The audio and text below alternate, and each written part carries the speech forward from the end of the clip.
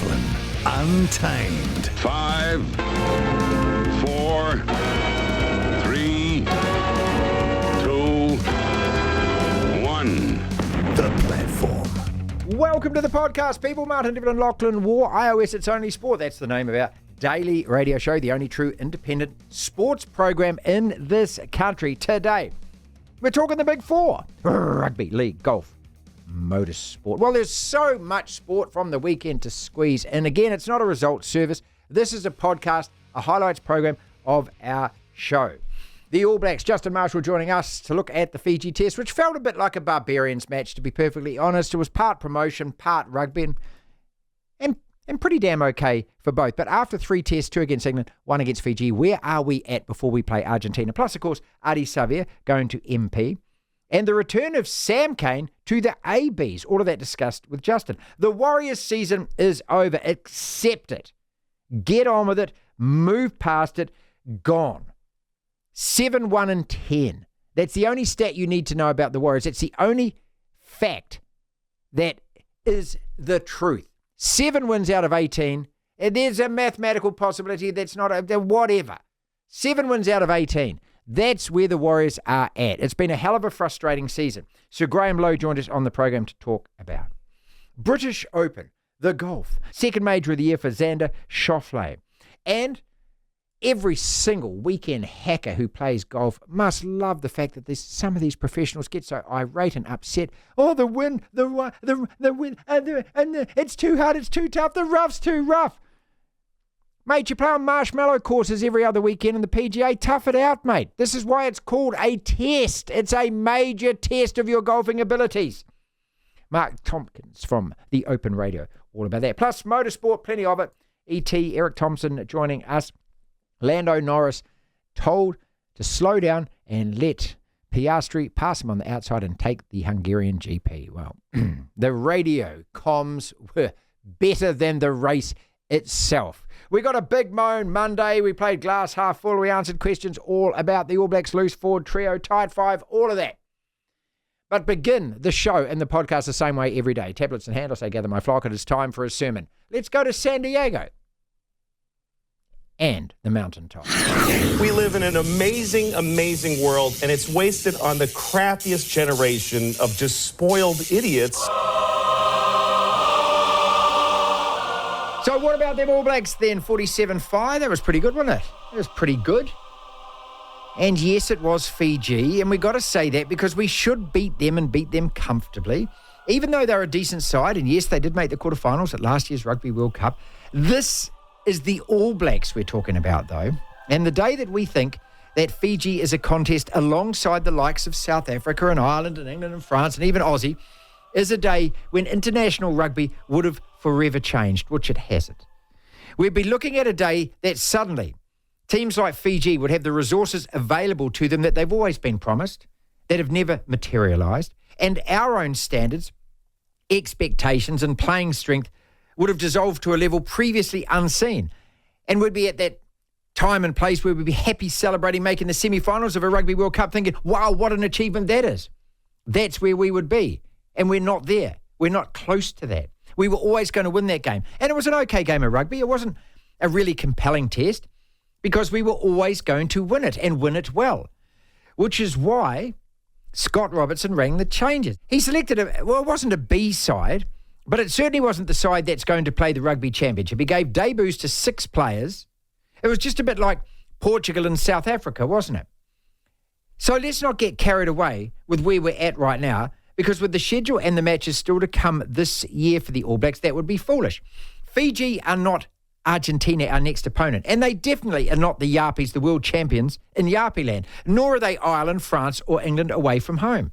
Playing in San Diego was always going to be a hell of a lot easier for us than playing them in an afternoon fixture in their own backyard in Lautoko or Suva. I thought we played pretty well mostly. The game deteriorated into a bit of a sevens festival kind of rugby match in the second half, but that was inevitable given the changes to the starting lineup and the use of all 8 subs. It was always going to get a bit messy at some stage, and they were always going to get some semblance of control at some stage during the game, which they did. 47-5 was one of the closest scorelines we've ever had between our two countries. So job done, another win, another tick, 3 out of 3. That's a good start for any All Black coach. Is it a great start? I'm going to call it a good start. But it's also been a softish kind of start. 2 tests at home versus a Northern Hemisphere side that finished 4th in the Six Nations, followed by a Pacific Island side. It's 3 games the All Blacks would always expect to win, and win with any lineup that we selected. So it's solid. It leaves plenty of learnings, several questions regarding individuals and future selections, a run for the reserves. All in all, a good exercise. It was a great promotion and a comfortable result. 3 out of 3 is what we and Coach Razor all expected. Handy enough, job done. But with all of the biggest assignments, the biggest tests, and the biggest questions still clearly to come. Devlin. What do you want? We want information. Information. You won't get it. The platform. Lachlan, what are the sports news headlines? Where to start? There's always a lot to talk about on a Monday at 1:12 to be exact on this show. I'll start off with some motorsport because there was quite a big race going on overnight. When I say big, I mean big as in entertainment, not really big as in magnitude, because it's just another Formula One Grand Prix. It's in Hungary. It's a good track. What's it called? The Hungaroring? The Hungarian Ring? The Hungaroring, I think is what the track's called. Oscar Piastri, Australian driver, has claimed his maiden F1 Grand Prix victory, winning the Hungarian GP ahead of teammate Lando Norris. Both drive for McLaren. Though the win hasn't come without some fireworks, Norris was forced by his team to give up victory to his young Australian teammate, eventually, despite having resisted team orders. Over the last 20 laps of the race, Norris complied reluctantly after a series of increasingly extraordinary pleas from the team. Lewis Hamilton rounded out the podium for Mercedes. Good result considering he won the British Grand Prix only a couple of weeks ago as well. Golf, Xander Schauffele held off the challenge of Justin Rose to win the 152nd Open Championship at the end of a captivating week at Royal Troon. It is the second major title in 3 months for Schauffele, who couldn't even win a major before this year. He's become the first player to win the Open and the US PGA Championship in the same year since 2014. Rory McIlroy. Rory. Everyone's favourite player. Jeez. This isn't exactly news, but I think it's the biggest story over the last couple of days, at least, that involves New Zealand and involves rugby, because I don't think that All Blacks win over Fiji is a big story. But Hearty to Moana Pacifica. He is leaving the Hurricanes, going up north to join MP, based in Auckland, of course. He'll be playing with them next year alongside brother, and now teammate, and former teammate, Julian Savia, the bus. So a big move for Hearty. A great move for Moana Pacifica because it's got spotlights and eyes on their franchise, and they are a franchise that has struggled to have anything really to celebrate over the last couple of years. This is certainly something for them to celebrate. So well done, Moana Pacifica. Good stuff. NRL, there was 3 games on yesterday, a couple of results to work through and a table update. The Panthers with a victory over the Dolphins, 28-26, thrilling match that one. The Seagulls thumping the Titans, they were down 8-0, but the Seagulls come back 38 unanswered points. They win that one 38-8. The Cowboys edging the Bulldogs 20-18. I thought the Bulldogs were the better side. Didn't matter though. Cowboys got the 2 points in the end. In terms of the table, the Storm remain on top. Panthers second, Sharks third, Roosters fourth, Seagulls are fifth. They are hitting some form at the right time. The Bulldogs sixth, Dolphins seventh, Cowboys eighth. Dragons tied with the Cowboys, the Dolphins and the Bulldogs on points, but points difference sees them sit 9th, the Raiders are 10th and 11th. Martin, my Broncos, we're back. We are back. Win over the almighty Newcastle Knights. Boy, they're a good side, but we managed to tame them over the weekend. The Warriors down in 14th, 7-1-10. Not ideal. Tour de France, Slovenian rider Tadej Pogačar has sealed a sensational Tour de France Giro d'Italia double by winning the 21st stage in Tunis, which was a time trial in Tunis on Le Tour. Pogačar has won his third overall and third in 5 years. He is just one of 9 riders to win at least 3 tours. The 25-year-old, he's only 25, is also the first man to win cycling's 2 biggest races in the same year since Italian Marco Pantani, which was back in 1998. Devlin. Oh my goodness me! The platform. Justin Marshall, the country's best rugby analyst, 81 tests for the All Blacks. Justin on the program today, looking back at the Fiji test, but more where we are at after the first 3 of the year, because next we go up another level against Argentina in the physical tests that they will bring before we play the Spring Box. Plus, Justin's thoughts on Hearty Savia going to MP, and he answers the question, if Sam Cane is back, raring to go, fully fit, does he go straight back into the All Blacks, either at number 7 or on the bench? Justin Marshall. Justin, if you could have written the build-up, it's actually been near perfect, hasn't it? Because, as I say, the first three tests were all there to win, and we got away with being a little rusty against England, sure. Now Argentina is another step up, I believe, and that the physicalness of that should prepare us well for the next assignment. I'm not looking past Africa to Australia at the moment. I'm just looking at these next two, and Argentina are going to bring it real hard in the forwards, which is what we're going to need to do to prepare ourselves for those two matches over there. Yeah, we are, and you're bang on. And I think that physicality will be really important. And we know that the Argentinians are good at set piece as well. And like I said, they've got some real talent in the back row. You know, Leguizamon, Pablo Matera, you know, the Crema. Those guys are all big, hard ball carriers. And if you lay down and you decide just to go half by, they'll run right through you. So it's good preparation, like you say, for going to South Africa. And they don't get it easy, Marty. Like South Africa have got to travel all the way to Australia, and they've got 2 test matches on the bounce against Australia. Then they've got to do the same travel back to South Africa as what the All Blacks have to do to get to South Africa. So, you know, they are as vulnerable as what we are with the travel and also having 2 hard test matches in front of them. So we've got to make sure that we recognise that and prepare and look after our players so that when we hit the ground in South Africa, we're ready to rock and roll. But what we want to do is have a team that's confident, that's won 2 test matches against a very good side, one of the top sides in the world, convincingly and without too much drama. I'm going to play a little game of yes or no with you, okay? Just all I want is yes or no answers with this. If Sam Cane is fit and available, which looks likely, then 4 questions for you, yes or no answers only. Number 1, does he get added automatically to the 36-man squad to face Argentina? Yes.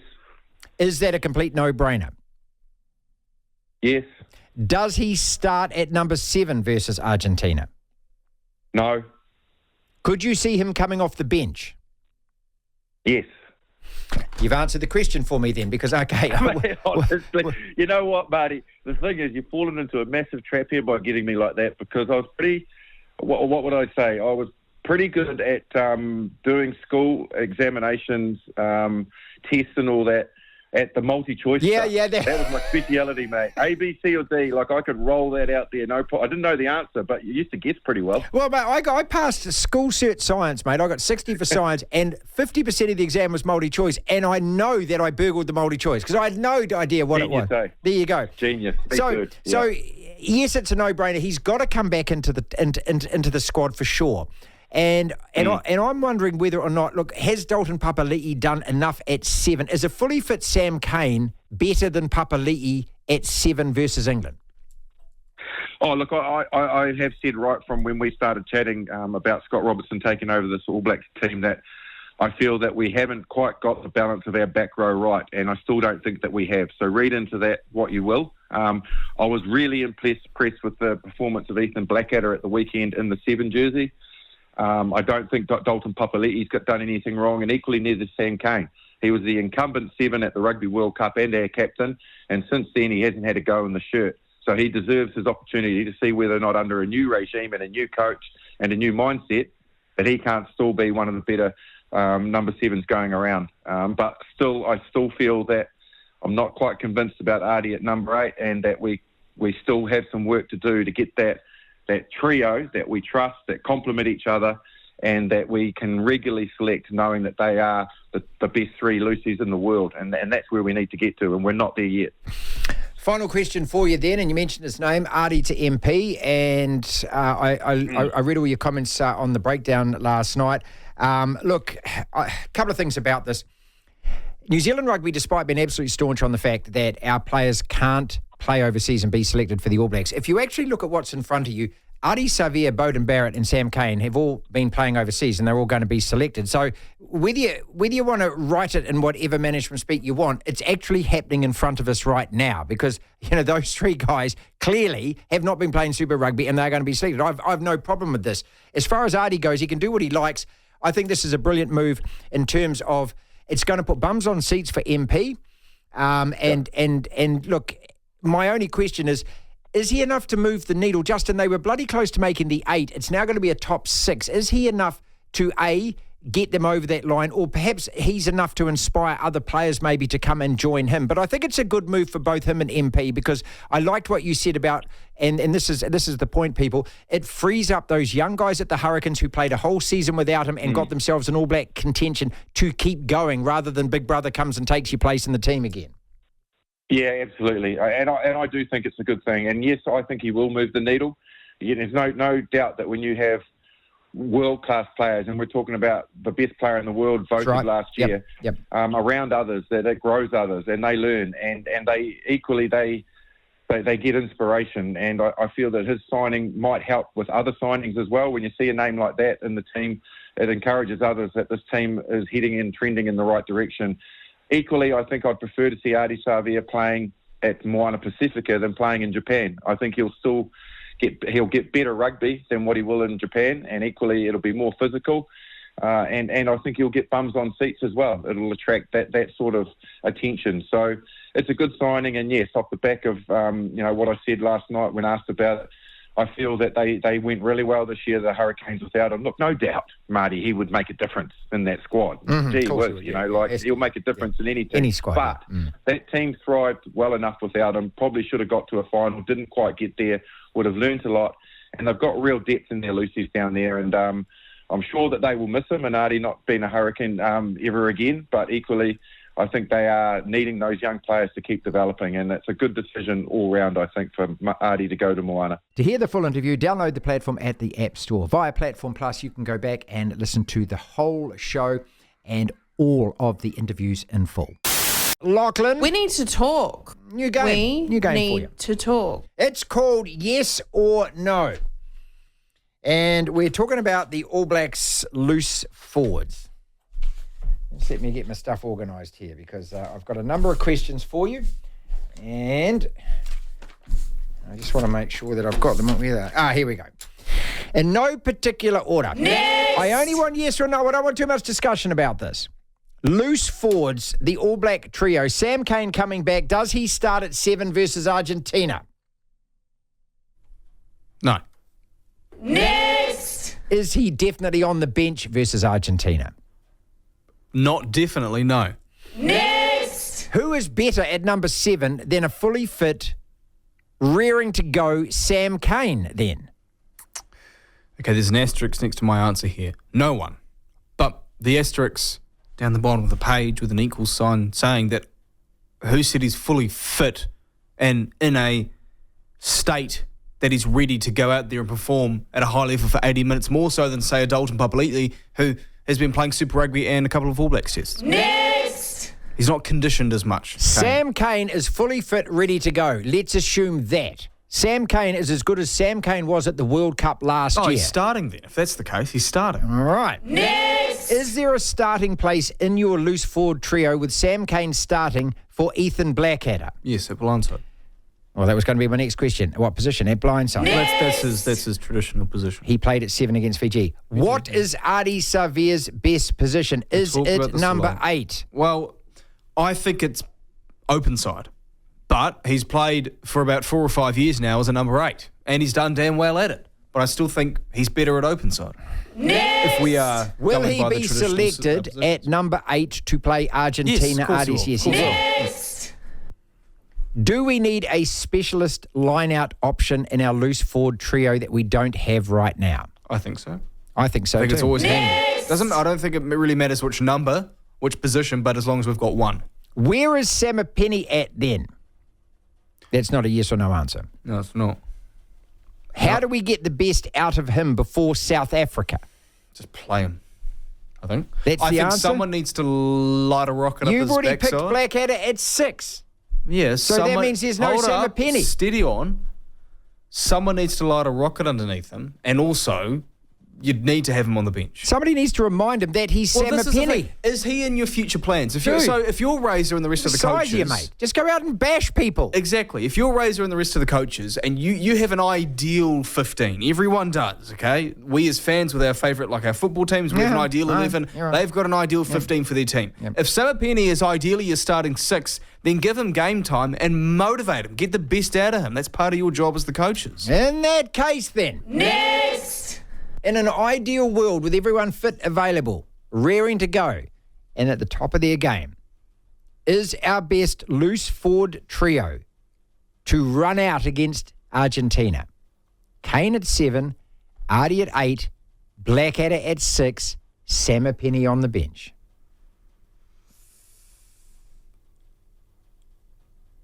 No. I think for the sake of balance, Samipeni would start, assuming everyone's healthy and at around 80% upwards of their best form. Samipeni starts because Blackadder can play a couple of positions. Moan. I'm moaning sick all of the it. time. Oh, it's Monday. You know I've got a moan on.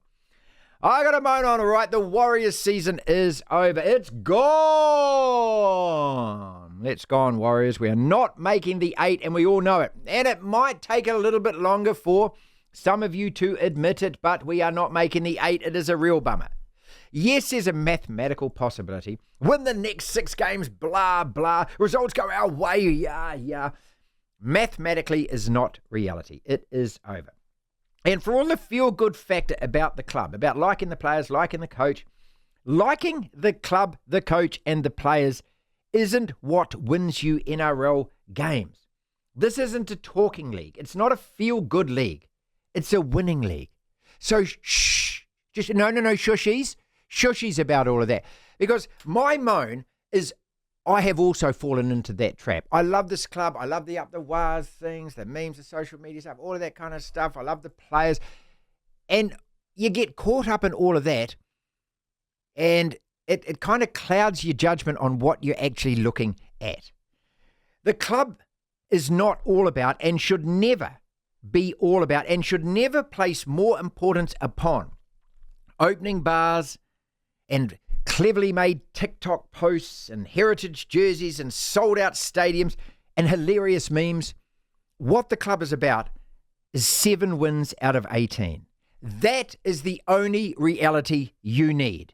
7 wins out of 18 is the only thing that defines this team.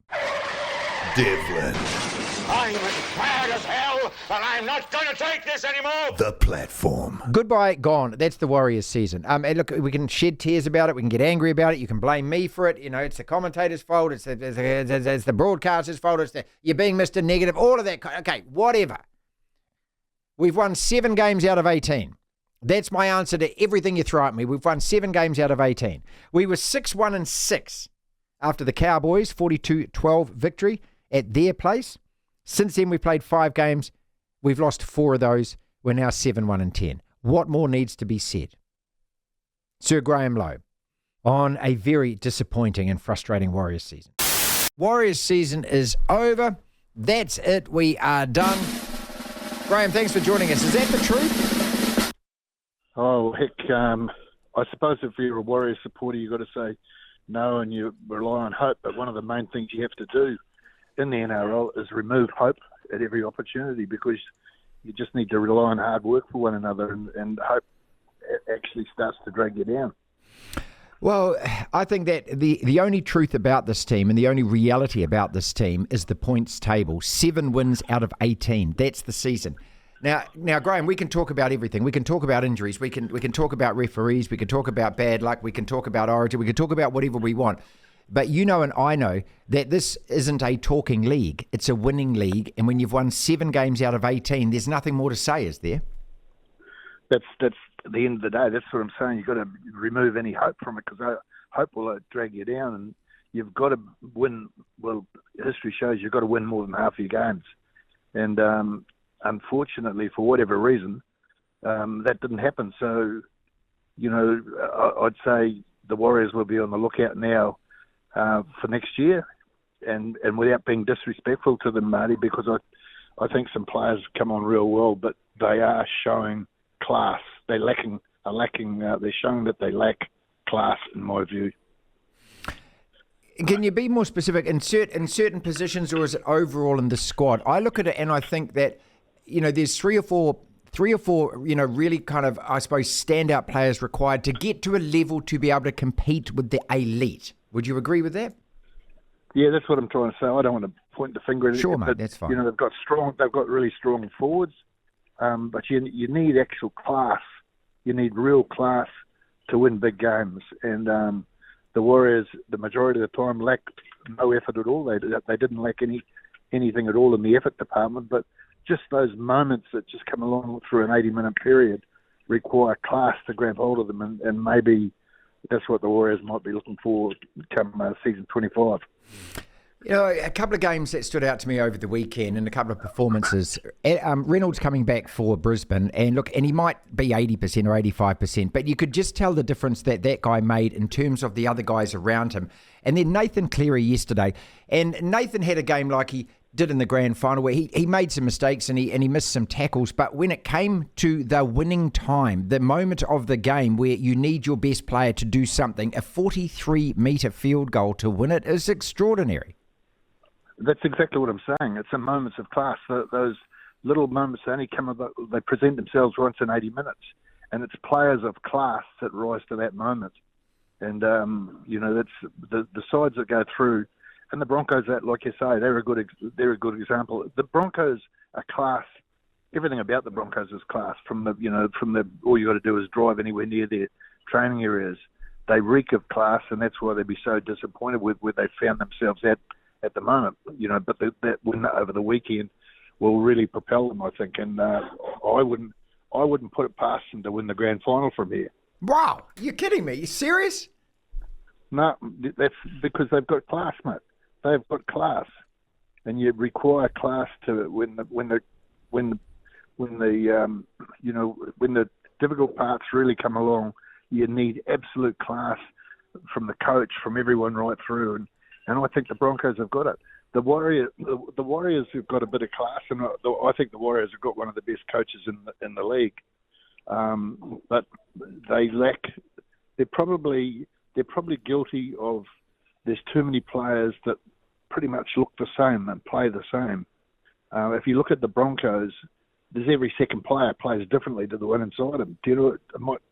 I don't know if I'm explaining myself No, I think properly, you're right. Look, it's the difference between having a Kiko as a second rower, a guy that is a destroyer who can fling a pass, whereas the Warriors got really good solid guys, but all of them can do that. It's the difference between having, I know Joey Manu is probably the best player in the world, but having a centre like that, and as opposed to having two guys that are good 7 out of 10s at their best every game, that's fine, but you don't have that. It's also about having express pace, which we don't seem to have. I mean, look, but this is all strengthening the squad.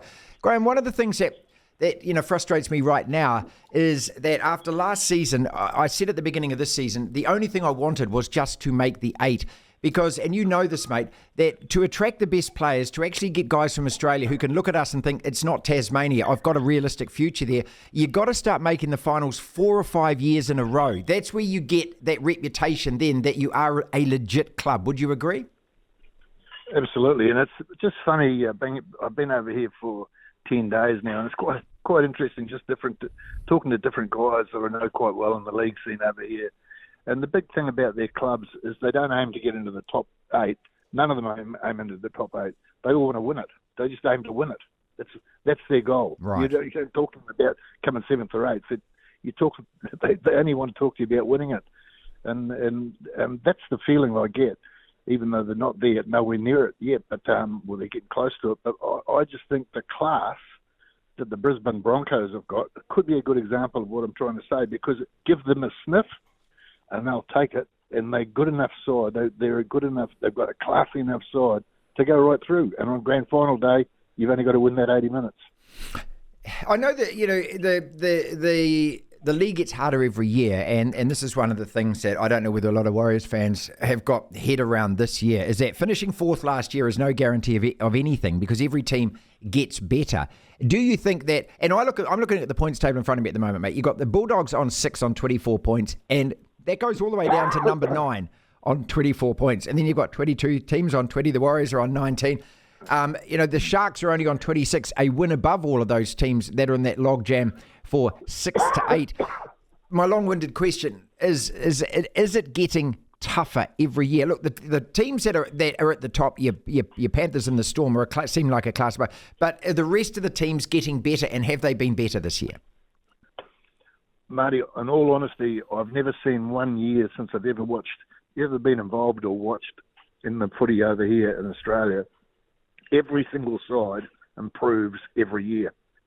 And the sides that think they've done enough and they're developing, everything's going good, if they sit back, they'll get left behind. To hear the full interview, download the platform at the App Store. Via Platform Plus, you can go back and listen to the whole show and all of the interviews in full. The Tight Five. 5 separate sporting topics, roughly a minute or so on each. When this happens, on to the next topic we go. The loss to Canberra. Is that the end of the Wawa's season? A win for Brisbane. You're back driving Hope Street. All Blacks 3 out of 3. It's a perfect start results-wise for Razor, but all 3 of those tests you'd expect to win. Do you agree with Laurie Mains as well, that he reckons that, hey, Bowden Barrett's form is all down to those coaches? Pochakar won the Giro and Le Tour together. Pochakar. Pagachka. That's the guy. Pagachka. Pagachkar even. I can't take the Tour de France. I can't take any cycling seriously. I really can't. I mean, it's as soon as somebody wins and wins it that well, I always just think of one word. Lance. Was Colin Montgomery right? And the Open. Is it a good thing that the course and the weather can completely own the players and the way that they play? Let us kick it off with the Warriors, though, because we're going to talk league and a lot of it after 3 o'clock. What does that say about the Warriors' season? What it says to me is 5 games ago, Lachlan, after beating the Cowboys 42-12 in North Queensland, Warriors were 6-1-6. Had made the 500, 11 games to go. What happens in the next 5 games? Lose 4 out of 5. Warriors are now 7-1-10. They have won 7 out of 18. I don't know of any other stat that you need to discuss other than that. Because that's what the NRL season is, isn't it? It's only about that. How many wins do you have? Where are you on the points table? Nothing else matters. I thought it was all about, happy faces and smiles and people being in a good mood. Well, all of that is great, except when you're 7-1-10. Agreed. So I'm just looking at the table here. The Warriors, 14th, 7-1-10. Points difference of minus 34. I mean, they're only 5 points off the top 8, to be fair. But that's 3 wins. The thing is, which you rightly pointed out, when they had those 3 successive victories against the Panthers, the Dolphins, and the Cowboys undermanned, they then had a bye in between, I think, a couple of those games, and then they had the Storm, Cowboys, and they were up 14-0 in the Storm after 80 minutes. And I was at the game, and I sat there, I thought, holy cow, the Warriors are back. They're back big time. They are back. And then the Storm just turned it on, and then the Warriors since then have sunk into what the Warriors are. Yeah, it was 38-10 from that point on to Melbourne, followed by 66-6 to the Titans, a bounce-back win against a very understrength Broncos side. Thank you, very understrength, thank you. And then the Bulldogs, a loss in golden point extra time. Yes, the penalty should have won that. All right, should have won that. And Raiders should have probably won that game. Should have won that as well. The last 2 games, the Warriors should have won. And that is the tail of the tape and the whole season. It is not a shoulda league. It is a did we win league. It's been the tail of the tape for 25. How many years they've been around? 29 years, 30 years? 30-something years. It is over. It's Let's Go on Warriors time. Done. All Blacks 3 out of 3. Couple of aspects to this. I thought it was a bit of a Barbarians kind of feel to that game in San Diego. Hard to take seriously in terms of test match rugby. Look, and no disrespect to Fiji at all, and I've got to make that point clear. If we play Fiji or when we play Fiji at a Rugby World Cup, and that it's absolutely different. We were always going to win that game. We were always going to win it well, which is why we had the luxury of putting in 6 debutants, right? So as a promotional exercise, as a rah-rah, here comes rugby. Rugby's not taking over America. Please stop talking about that at press conferences. It's not happening. It was a good showpiece. Crowd looked as though they enjoyed it, even though most of them looked pretty damn confused as to what the hell was going on. Sold out stadium. I don't know how many tickets they got. None of that matters to me. 3 out of 3. Where are the All Blacks right now? I think they are they are what that game feels like. Nothing that important. And what I mean by that is they've played 3 tests. They were rusty or scratchy across the first 2 against an English side who'd been playing since before last year's World Cup. This season's been going for so long. And it's an All Black side under a new coaching regime with a couple of new players here and there playing their first tests of this year. I don't think they are an accurate barometer of where not where they're at, but where they'll be, say, at the end of the year, for example. It's the start of a test season. I think the Fiji game adds on to that. It's against a team who your D team should beat by at least that's the 10 truth. points. That's the truth. So I don't take anything at all away from these opening 3 tests. To an extent, yes, England, that we can still, when we're not playing at our best, beat a team who I think is probably one of the 4 or 5 best in the world right now. But the true indicator of where they are at under Scott Robertson will be the Springboks test, because thankfully for us, we have, the toughness of the fixtures is going up in a trend in a sense. Exactly right. You obviously England's up here, you've got Fiji, and then you're going up with Argentina twice at home, then you're on the road against the Springboks. That's the true barometer. And in actual fact, when you look at it and you look at the way the season unfolded, it's probably the perfect preparation, because physically now we're going to get really 2 tough matches against Argentina, especially in the forwards, and that is the preparation we need. Beauden Barrett, by the way, I kind of agree with Laurie Mains's comments, and I kind of don't agree with Laurie Mains's comments. I mean, first and foremost, is it the coaches that get the best out of him, or is it him that gets the best out of him? He's come back from Japan. He's obviously refreshed. He's obviously fit. He's obviously raring to go. Yeah, I mean, I don't know. I just don't know whether it's Midas dust from Razor or whether it's... Can I just interject quickly on that? I thought Beauden Barrett last year, for the All Blacks solely, not so much Super Rugby, did he even play Super Rugby last year? I thought he was really, really good for the All Blacks. I thought he was brilliant in the first couple of tests before the World Cup, and then I thought in particular against Ireland he was very, very good. And the final. In the final he was good. Now, it's not like his standard has rocketed up from him being average under the later stages of Ian Foster's reign as the coach. He's sort of picked up where he left off. Yeah, but in only fair. one test, really. Yeah, that's fair. He wasn't spectacular against Fiji. He didn't do much in the first test. It was that second test for 20 when he minutes. came off the bench, so let's stop acting like he's rejuvenated under these new coaches. He played damn well at the end of last year. Come on. The Open, is it a good thing that the course and the weather own the players? Because most of the US PGA courses are what are described as marshmallow golf courses. They don't really test the golfers who master them with ease. Most of those PGA courses, they play on carpet. It's like they're playing indoors. And then they get to old Blighty, Scotland or England, these links courses, where the weather just... I mean, this is summer up there, remember? And you just see driving rain coming in sideways. The course is completely different in the morning and the afternoon. I mean, honestly, you might as well be playing on 2 different continents. I love it, and I love the fact that some players hate it more than I love it. Well, it tests you as a player, doesn't it? That's the whole point, isn't it? And it may not be the best indicator of the most skilled golfer, for example, but it's the best indicator of one who can hold his nerve under really trying circumstances. That's it, yeah. Which is what sport is. Isn't it? Is it? Yeah. Look, you're not meant to be playing in a shopping mall, you guys. You earn way too much money for playing golf as it is. Get out there and get your bum kicked by the wind and the rain. And then you turn into a plus 22 and the rest of us love it, mate. Because that's what happens to us whenever we play your stupid goddamn game. Well, if we're lucky. Pochakuchaka. Just do it, mate. Come on. Come on. Okay. Tade Pogačka. Yes. Congratulations to him. He won the Giro and Le Tour in the same year. And the last guy to do that was... How do you say his name? Plantini?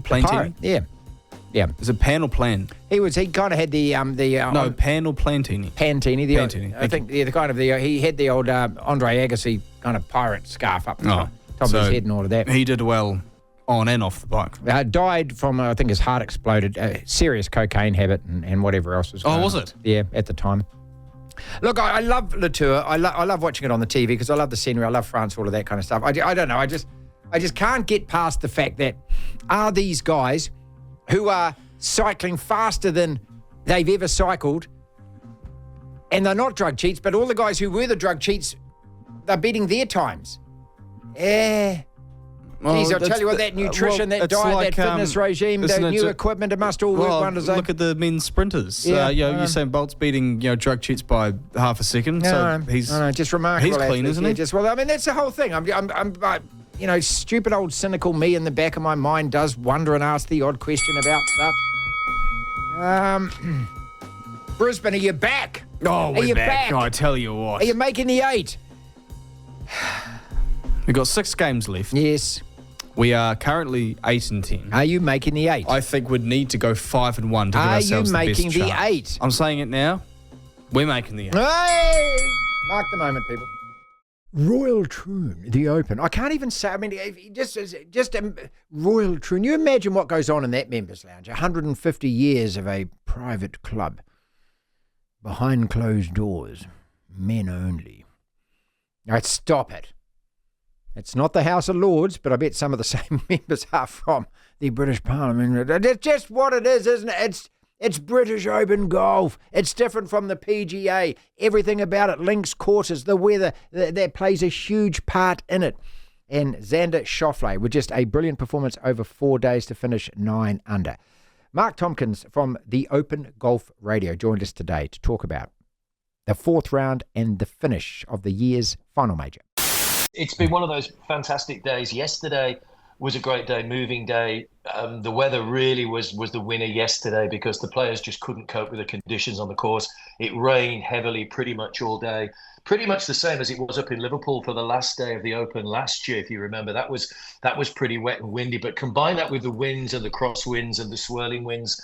So many players have struggled this week. And the last time the Open was played here at Troon, Henrik Stenson won it with a score of something around 21 under par. And they were mindful, so they changed the course setup. They've lengthened a lot of tees. They put new bunkers in. And you consider that Xander Schauffele, who won it today, finished on 9 under par, which was a pretty good effort. And there were only, just let me check, 9 players that finished in red numbers across the whole of the tournament. So I think that shows you, combining the weather with the course setup and everything else, just how tough this event has been this year. But it looked as though nobody was able to hold on to the lead. Billy Horschel was the overnight leader, the American. Justin Rose was right behind him. Shane Lowry had a nightmare yesterday on his final 11 holes. John Rahm's made a good start today, but then fell away. You really couldn't take your eyes off it for a second. It was just one of those magnificent tournaments. But Xander Schauffele, 6 birdies, no drop shots today. Many would say in the conditions that he was a worthy winner. Well, that was going to be my question. What did he do so well that the others didn't? Well, I think he kept his cool because this is a golf course that you have to plot your way around. Not many people have gone away without dropping shots on their card this week. Russell Henley was another one today that picked up just 2 birdies. But let's not forget, Xander Schauffele's already won a major this year. He won the PGA Championship. So you would possibly say that he's got more of a winning mentality. So he knows what it takes to win a major. So I think when you apply all that and you don't get ahead of yourself, the 11th hole here, which is the hole that has the railway track running down the side of it, not one single birdie on that hole today. So I think if you're an intelligent golfer, you say to yourself, well, I'm not even going to try for a birdie on this hole. I'm going to try and make a par, not drop a shot, and keep myself in the frame. And I think that's where other golfers, yourself, the big thing these days is how far can you hit a ball? Sam Burns, who was up in contention, hit his drive on the 11th, the wrong side of the railway tracks, out of bounds. So immediately he's dropping shots. So I think Schauffele's course management was very, very good. And I think in a major, you need that. He looked as calm as anything coming up the last few holes. He wasn't flustered. He knew that he had the lead. He took the lead quite late on in his round. He was sort of 13, 14 holes when he hit the front. So it's not like he'd been there from the start and had to watch people creeping up on him all day long. He was the one that was doing the creeping up. And once he got himself in front, others were making mistakes and falling away. And like I said, at the end of the day, just that winning mentality, I think, helped him close out a major win. Mark, how important is it, though, as a test of professional golf? And I ask that because I love the US Open and the way that they set up that. I mean, to me, it's interesting that you say, hey, look, Royal Troon was one with a 21 under. Look, I think for most of us who actually, I don't play golf, but I love watching these majors. I don't like watching tournaments where it is 28 under, the Arnold Palmer Classic, and it seems like they're playing on a piece of carpet in their backyard. It is meant to be a test, and the Open is a separate test completely from what you get in America. So, this is something that is meant to challenge you, isn't it? You're just not meant to turn up. I'm one of the greatest golfers in the world. I drive 350 yards. I get a birdie here. I mean, that's, save all of that for the promo video. That's what I'm saying. Yeah, exactly. I mean, this Open, obviously, golfers can hit the ball a million miles, it seems, these days. So this course here at Royal Troon has the longest and the shortest holes on the Open roster. The longest hole is 622 yards, which if it's playing downwind is reachable in 2. And as you say, if you're getting golfers just hitting 2 shots onto the green and then getting an eagle or a birdie, where's the fun in that? The postage stamp, I think, is an iconic hole because it's only 123 yards. It's the shortest par 3 on the Open circuit. It's surrounded by bunkers. And there haven't been many birdies. You think, it's a par 3. It's 123 yards. It's easy. It's far from it because the way the green slopes, it slopes down towards the bunkers. And there was It was a very good story. There was one of the Asian Tour golfers put something on X on Friday saying, when we play in the Open, we always have a guy with a rake walking around with every group to rake the bunkers. He said, at the postage stamp, there's one guy that rakes the bunkers and stays there permanently. He said, I want to apologize. He said, I want to apologize on behalf of all my fellow professionals because we've all been in the bunkers so often this week. The poor guy's arms must be dropping off. So, that's something that I think, we took. It's very difficult, I think, for course setup as well. How do you get the right setup? How long do you leave the rough? Somebody said yesterday, when the rough's dry, and we've seen Open Championships where the ground has been baked and the ball's running 60, 70 yards because there's nothing to give it any kind of resistance. But when it gets wet, you've got the wispy rough, plus you've got maybe 3 inches of wet, tangly grass underneath, and that's when it becomes a big test. But I want to see that. I want to see how good these guys are, as you say. I don't want to see them just hitting off a carpet and hitting onto a green. I want to see what they can do when they have to scramble. And I think one of the reasons, probably many people got into watching golf was watching Tiger Woods and being able to scramble when he was in a bad situation. And I always remember seeing him hitting a ball off a tee at possibly Muirfield in windy, rainy conditions. I remember that round, yes. Into the 2-foot rough on the right-hand side. And he must have looked and thought, what on earth is going on here? And to go on and win majors and learn from that experience, I think is a fantastic thing. But like I said, the Americans are dominating at the moment. So they've obviously found a way to play the links courses in advance, and they prepare well. They come over 2-3 weeks in advance. They might take a week out their schedule and play lots of different links courses around. Scotland is a hotbed for links golfers, I'm sure you know. So they're sport for choice. But yeah, I think, it's got to be tough, but it's also got to be fair and tough at the same time. We are going to wrap it up, Lachlan, with a brand new game called Will They Make the 8, Mate? I'm going to call out a name, and you've got about 30 seconds with interruptions to convince me that this team will make the 8. Now, in recent years, last year, 13 and 11 got you 8th. In 2022, 14 and 10 got you 8th. In 2021, the year after COVID, 10 and 14 got you 8th. That was the Titans. The COVID year was 10 and 10. The one before that, 11, 1 and 12. Let's look at the last 2 years. 14 and 10, 13 and 11. 9th last year, there were 3 teams on 12 and 12. So we're kind of looking, to me, at the very minimum, 13 wins to make the 8. Can we agree on that? So I'm saying Storm, Panthers, Sharks and Roosters are all there. Are we agreed? Yes. Will they make the 8, mate? Kicking off, Manly. Played 18, 10, 7 and 1, 25 points in 5th spot right now. Will they make the 8, mate? Yes, they will, but they might slide down the table. They've been in good form the last few weeks, Manly. 2 wins by a combined 68 points. That's incredible. But they've got the Roosters next on the road, Raiders on the road. They then have the Warriors, which will be a big win. But they've got the Bulldogs and the Sharks as well. There's some really tricky games in there, so they could slip down to about 6th or 7th. But they should make the 8. So 13 and 11 is 32 points. They need another 7. They need another 4 wins. They need 3 more wins, essentially, out of the last 6, which they should get. You're giving Manly the tick. Yep. Will they make the 8, mate? The Bulldogs played 17, 9 and 8, 24 points, 6th place. Will they make it? I'm going to say yes, just because they're in 5th or 6th right now. Excuse me, is it 6th? They did lose. They're 9 and 8, though, the Dogs. Oh, you know what? Screw it. I'm going to say no. I think they lose to the Broncos. They've got the Dragons, the Dolphins, the Seagulls, the Cowboys all to come. They're also on the road against the Warriors, which will be very tricky. They've got the Raiders as well. Well, I'm hoping that with the Warriors, that all we do is cock up everyone else's season. That's all I care about now. That's all. I just want to. If we beat the Doggies, Gunny's team doesn't make it, I'm happy with that. I reckon there's 3 losses in this, so I'm going to say no to the Bulldogs. They don't make it? But it's all. I mean, they should have won last. If they'd won last night, I'd be saying they'd make it. They should have won last night. That was the thing, mate. They were the better team. They were the better side. Totally agree with you. Will they make the 8, mate?